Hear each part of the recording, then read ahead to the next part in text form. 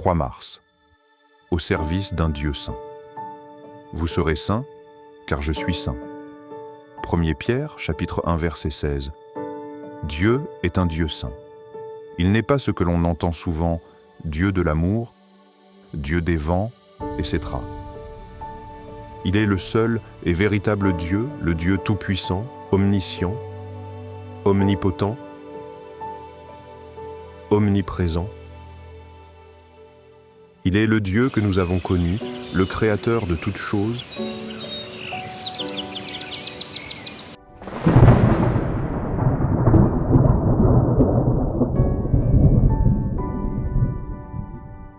Et il est aussi un Dieu saint, le Très-Haut.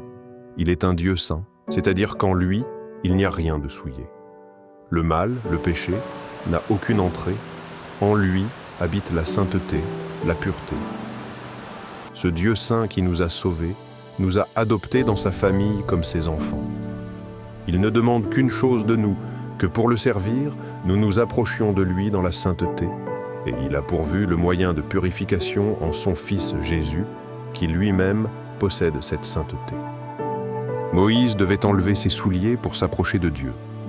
Le peuple d'Israël se préparait à entendre sa voix dans le jeûne et la prière. Qu'en est-il de nous qui avons été sauvés? Nous avons été purifiés par le sang précieux du Sauveur et sanctifiés par sa parole. À propos de notre sainteté, il doit en être de même pour nous.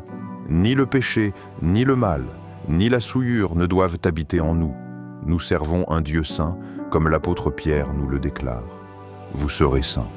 1 Pierre, chapitre 1, verset 16. Et il est possible de l'être puisque Dieu nous a sanctifiés, c'est-à-dire nous a mis à part un peuple saint pour sa gloire.